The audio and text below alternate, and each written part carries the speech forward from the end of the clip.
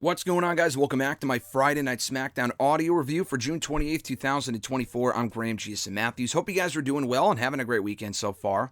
Obviously, as you could probably tell by my shot voice, which was also shot last week, to be fair. This week for a different reason. I was at SmackDown last night at Madison Square Garden. Had a great time. This was an awesome show. SmackDown killed it last week. I was at a party last Saturday, so that's why my voice was shot last weekend. I was not at SmackDown in Chicago last week, but that was also a very, very good show. And we talked about that in our audio review here on the channel last weekend. I was expecting the show to be equally entertaining. They usually go all out for the Madison Square Garden shows. I was at the last SmackDown in MSG about a year ago. That was a great show.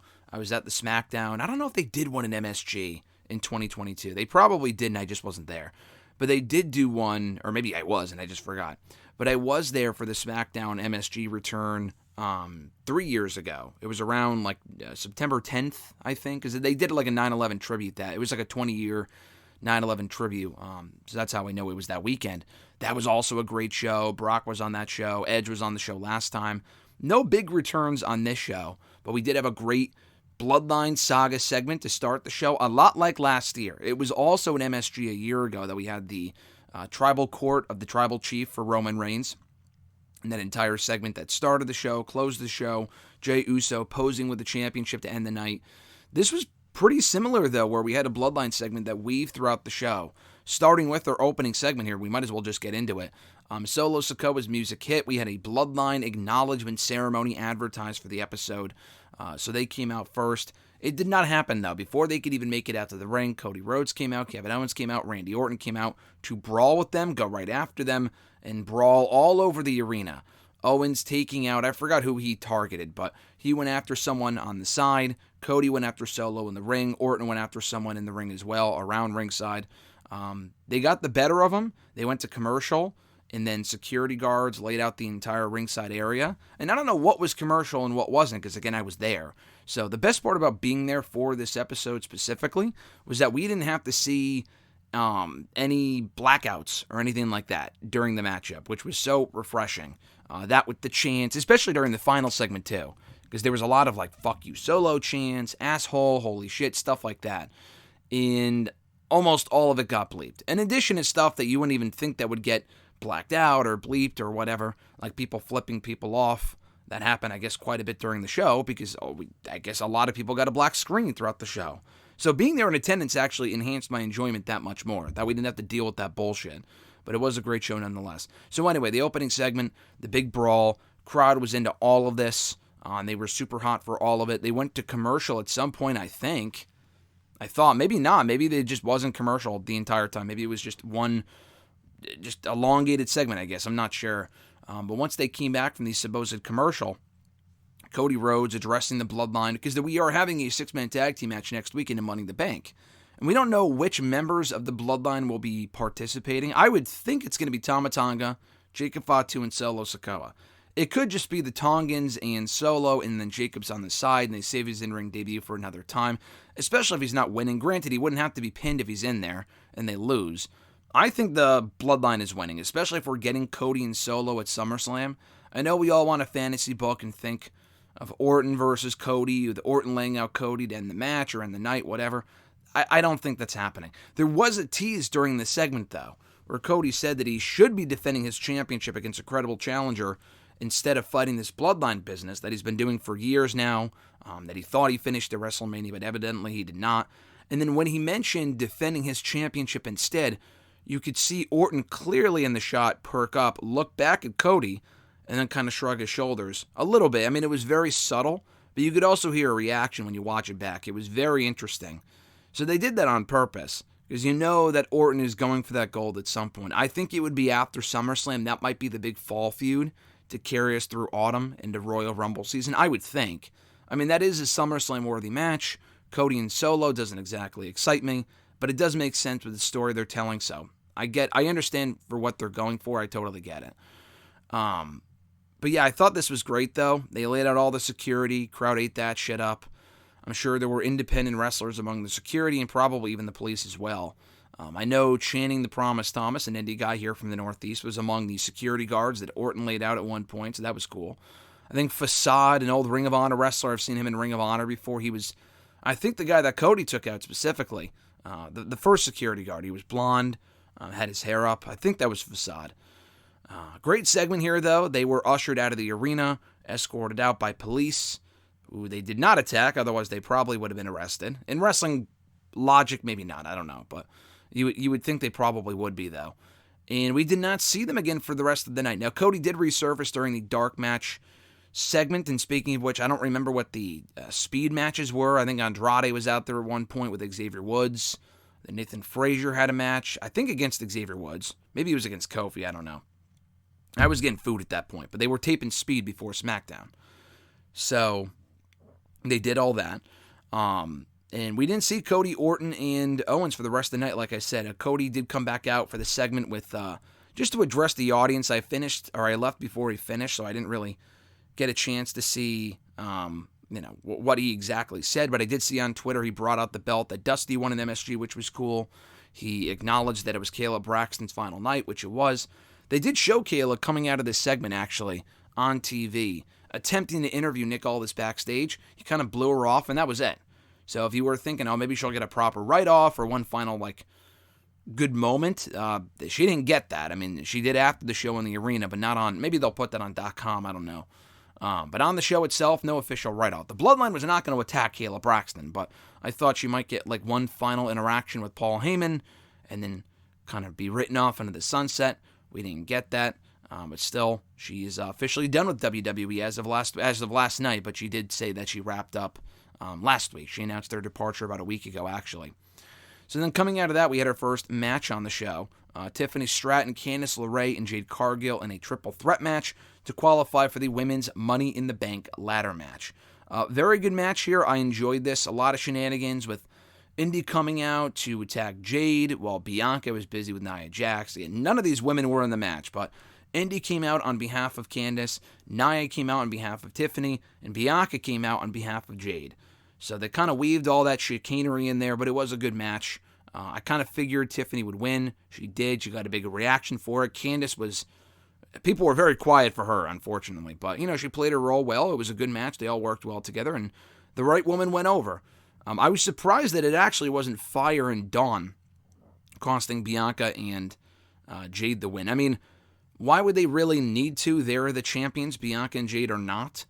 They don't probably want to face them. I know they're busy right now on Raw with Shayna and Zoe Stark. I'm sure we will get Jade and Bianca versus Isla Dawn and Alba Fire at some point. It could be as soon as Money in the Bank. I know next week they're built towards Candice and Indy versus Jade and Bianca, a match we've already seen twice before, so I'm not really sure why we need to see it again. We already saw it for the tag team titles at King and Queen of the Ring. They also did it on SmackDown earlier this month, I think, so I'm not really sure why they're doing it again, but they're doing it next week on SmackDown. But this was a good match, though. Tiffany remains my pick to win the Women's Money in the Bank ladder match. She's awesome, she's over, she's the future, and I think she's winning as she should. And there's a lot of other good contenders in that Women's Money in the Bank, but I think she's the odds-on favorite as of right now. For the Men's Money in the Bank qualifier, LA Knight surprisingly beating Logan Paul, the United States champion, who wrestled only his second SmackDown match last night. The only other one being against The Miz in a Elimination Chamber qualifier, actually, when he won that one back in January or February. He does not wrestle on SmackDown or Raw otherwise. It's largely just limited to PLEs and whatnot. And he was in action here. It was a fun match. The crowd was super into it. Santos Escobar was kind of the afterthought, but I thought that would pay off because he would win. And then Knight and Paul would cancel each other out. But we are actually not getting that match in Money in the Bank. They're going to save it for SummerSlam. Logan Paul is going to cost Knight of the pay-per-view. I mean, that's just fucking obvious. I guess Knight could win and then cash in on Paul, but why do they? There's no reason to. We just pinned Paul in the fucking triple threat here. I would love for LA Knight to win the Money in the Bank. There's no reason for him to because he's already beaten the U.S. champion. He literally pinned Paul here, and they did it on purpose to set up a match between the two for SummerSlam for that United States championship. But one thing about this match as well that also made it fun, and I know very little about sports. I know names. I don't know existing team rivalries and shit like that for the most part. But we almost had a WCW moment here with, I almost said Post Malone. Karl Malone and Dennis Rodman from back in the day on Nitro and WCW in the late 90s. They kind of had something similar here with Jalen Brunson and Tyrese Haliburton, who is I think he plays with the Pacers, which is why he was on Raw ringside this week. And he was actually on FaceTime. They showed him talking to The Miz ringside, but he was on FaceTime with Logan Paul. And I think they did that on purpose to set up what we saw here with Logan Paul bringing out Tyrese Haliburton, which was cool. And I think he used to play for the Knicks, or there's just a feud there between the Knicks and the Pacers. I don't know exactly, but whatever it was, the crowd ate the shit up from start to finish. Because Tyrese was at ringside. Jalen was sitting ringside. Tyrese came out with Logan Paul. They went face-to-face at several points. Jalen stopped Tyrese from using or giving Logan Paul the brass knucks. And then after Logan Paul lost the match and LA Knight won, they got in the ring and the four of them faced off. Jalen with LA Knight and Tyrese with Logan Paul. You would think just from watching this they were setting up a tag team match. I don't think we're getting a tag team match. I don't know if this would go over as well in any other arena, unless it was Indianapolis or New York City or whatever. But it was awesome, though. It was a really, really cool angle, even for someone that doesn't follow sports really at all or know much about these athletes whatsoever. It was very cool. The crowd ate it up, and it was a cool moment. The other women's Money in the Bank qualifier, and we only had 3 matches on the show. It was a very tight show, a tight 2 hours, and they filled it up with like video packages and backstage segments and stuff like that. But, they just only kind of relied on 3 matches and the Bloodline stuff to open and end the show, and I thought it made for a strong show. The matches got plenty of time, and this was when the crowd was at their quietest during the episode, was during this women's Money in the Bank qualifier. It was Naomi, Indy Hartwell, and Blair Davenport. Nothing really wrong with the match, but Blair just debuted. Crowd didn't really care about her. Indy didn't really get much of a reaction, but it was great to see her in there competing in MSG. And Naomi was obviously the most over of the 3. She was the right choice to win. You can make an argument for Blair because she's been confronting Bayley backstage the last several weeks, including on the show. But I think they might just be setting up Bayley and Blair one-on-one otherwise, which is fine. But then the more I think about it too, with Blair, I mean, this was her first match, I think, on TV for SmackDown. She got drafted 2-3 months ago. She's been backstage, had a video package, but she hasn't wrestled. And she had a good showing here, but it would be weird if like her first real feud on the show was for the SmackDown Women's title. Like even Tiffany, when she went for the title in April, she had arrived in January. So she had a couple months under her belt, and she had been wrestling matches and racking up wins. Blair hasn't done anything. And she wasn't even pinned here, but still, I feel like that'd be weird. But I feel like that's the direction they're going with those 2 women. So this was a good match. Jade did come out at one point. I guess Candice didn't want to return the favor for Indy because she didn't come out. But we had Jade coming out for Indy because Indy cost her the match earlier in the show. She kind of stopped her from interfering or trying to win or whatever, and Naomi took advantage of that, laid out Indy, and won the match. So, again, the crowd was pretty quiet for this, but it was a well-worked match. Nothing wrong with it. Kind of disjointed at certain points, but it was perfectly fine for what it was, and the right person won. So those were the qualifiers for the night. Now we only have 2 more qualifiers to go, one for the men, one for the women on Monday's Raw. I think it's Dakota Kai, Ivy Nile, and Zoe Stark, I think, is the third person in that triple threat on Monday. I think Dakota Kai wins. I think she deserves that opportunity to kind of show what she can do in that ladder match. And then on the men's side, it's obviously that amazing triple threat match they've advertised between Sheamus, McIntyre, and Ilya Dragunov. I think McIntyre is winning because apparently Dragunov wasn't even supposed to be in the qualifier because it was supposed to be Kaiser. Kaiser got hurt. Kaiser got pulled. And now Dragunov's in there instead, which I like Kaiser, but Dragunov's even better than Kaiser, so that should be an amazing matchup. It was going to be a great match regardless, but especially now that Dragunov's in there instead of Kaiser. But I think McIntyre wins.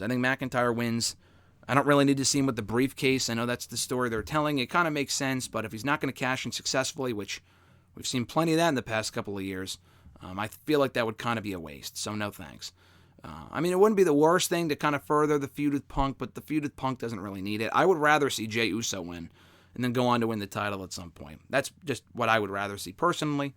For the world title, man, I guess you could have him cash in the mid-card belt, but the world title would be more ideal. It was, I was looking at the women's triple threat match.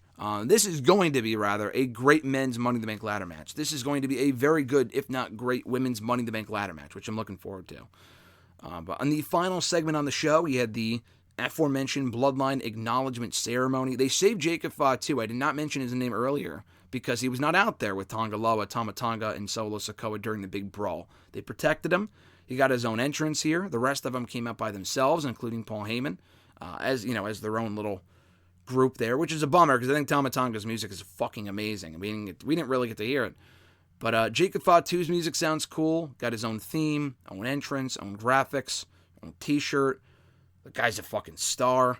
That was really, really cool. They all kind of took turns acknowledging Solo Sikoa and saying, I love you. I love you, Solo. I acknowledge you.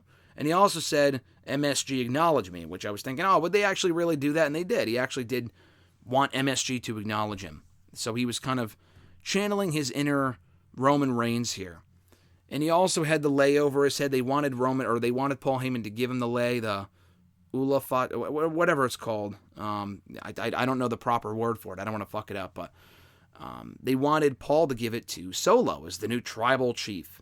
So they all take turns, like I said, saying, Solo, I love you, I acknowledge you. Finally gets to Paul Heyman, who looks like absolute shit, on purpose, obviously. Hasn't shaved, looked like he hasn't slept, hasn't dyed his hair recently. He's done this a few other times over the years, as recently as a year ago, I think, when Roman was not there. And it was right before the LA Knight feud. And that was when, Solo was losing, and Jimmy was losing, and he was kind of doing the whole, call Roman Reigns bullshit, So he's been doing that. He's done that before, but it's been great in recent weeks, specifically on this show, because it all kind of came to a head. All the tension he's been teasing with the Bloodline since Solo had that soft takeover of the group back in April. He's been playing his role exceptionally well. He's been the MVP of this group. And when it comes time for him to say, Solo, I love you and I acknowledge you, he does say I love you. He does not say I acknowledge you. And he says, I acknowledge you are not my tribal chief. Roman Reigns is my tribal chief. Whatever he said exactly. The place went fucking nuts. And this was a lively crowd throughout the show. A very lively crowd throughout the night in MSG. But they came unglued when he said that. And after he did say that, immediately Solo lays him out with a Samoan spike. Just immediately. Jacob Fatu goes up top and does his splash. It looked more like a headbutt, actually. I don't know if that was the intent. But it was a sick-looking splash. And then to top it all off, they picked Heyman up. However many pounds of him, it looked like they struggled to do it, but they did get him up and put him through the commentary table. Now, Heyman almost never takes bumps. Probably the last bump that he would have taken, I would think, would have been at SummerSlam a couple of years ago when Brock put him through the table. I think it was with an F5, right?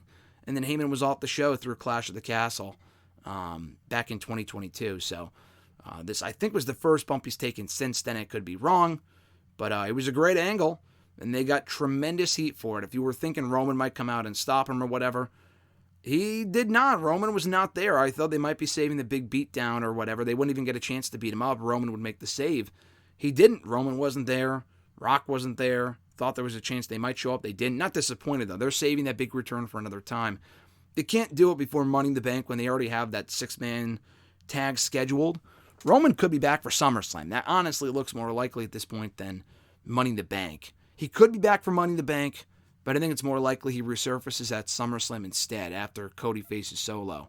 I don't know if Roman comes back before then and then just does nothing and watches Solo lose. I guess, but I just don't see that happening. But this was amazing, though. This was a terrific angle to close the show. And like I said earlier, it was made that much better by being there because I didn't have to look at a blacked out screen or the bleeped out chants and all that other sort of stuff. That just made it that much better. And then they stretchered out Paul to kind of continue the segment. That took a couple minutes. They may have put the video up on .com or whatever, but that was sick. And then we had the dark matches, which obviously didn't make the show, and it went on for a while, too. I had to catch a train, so I wasn't there for most of this stuff, or for at least the Cody promo. I watched the very beginning of his entrance, and that was it. I didn't see him acknowledge Kayla and then come out and bring the belt out with him. They probably didn't need 2 dark matches and then a Cody promo. That was a little excessive. Like I said, I had to leave. It was only 10:30. Raw ends a lot later, but I was like, I got to catch a fucking train, so I'm not staying for this. But the 2 matches were the Awesome Truth, who are no longer the World Tag Team Champions as of last Monday, beating Pretty Deadly, who did resurface in a backstage segment on the show. They will face the Profits next week. We have not seen them on SmackDown in over 3 months since they beat Owens and Orton actually in tag team action, and they never followed up on that, which was stupid. But they're facing the Profits next week on the show.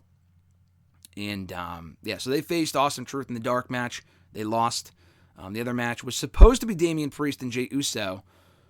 I don't know if it would have been, I don't actually know what the match was, because if they had done Priest and Uso, I imagine Priest would have won. He's the World Heavyweight Champion, but usually the baby faces go over. So I don't know what they would have done, actually. Maybe it would have been a DQ, but I think it was advertised as a street fight. I don't know. But the street fight went on forever. It was fun, but it went on for a long time. They just did a lot of, like, smoke and mirrors type shit. Jey Uso beating Finn Balor in that match. So it was a bummer that Priest couldn't make it. His flight had so many issues and never took off. That really sucks. So he was not there for that. But, the match was fine, and the Cody Rhodes promo I wasn't there for, so I can't really comment on it. But the rest of the show that did make the air was terrific. I thought the Money in the Bank qualifiers were what they needed to be, and the Bloodline stuff that started and ended the show was awesome. And we're also getting the tag team title match next week as well, actually. I mentioned the women's tag team match. I mentioned Pretty Deadly and the Profits, rather, for next week on SmackDown.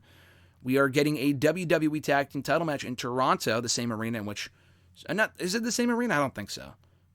No, actually, I think it is. I was thinking of SummerSlam. SummerSlam, I think, when SmackDown goes to Cleveland, I think that's going to be in a different arena than where SummerSlam is the night before. I could be wrong on that, but I'm pretty sure that's the case. With SmackDown next week, it will be in the same venue, which is cool. So they're doing DIY challenging Grayson Waller and Austin Theory, 8-Town Down Under, for the tag team titles on that show. So that's pretty cool. And we'll see if DIY can get it done in Toronto, as they did the first time 8 years ago in NXT, which they acknowledged in their promo on this show. So 2 thumbs up for SmackDown this week. Love being there. Love watching the show. SmackDown's on a creative high right now. I've really loved Raw the last 2 weeks. WWE, I mean, this is the best streak of shows they've had. And they've been great for a little while now, but like consistently no dull shows. And we'll see with Raw on Monday. I don't see Raw being dull with the matches they're advertising. Being in Boston, that should be a hot crowd. That looks fucking awesome as well, the card for that show. So WWE's on a creative high right now, heading into Money in the Bank, and I'm looking forward to that pay-per-view. Speaking of which, I should have a SmackDown review up next week before the pay-per-view. I would assume so anyway. It's not an early pay-per-view, thank fucking God, which have been fun, but it's like when they start in the afternoon, it's hard to do this stuff, and it kind of messes up my schedule. So it's going to be happening next Saturday night. I should have a review up before then for both SmackDown and probably SmackDown Lowdown, if I can watch it in time, next Saturday afternoon.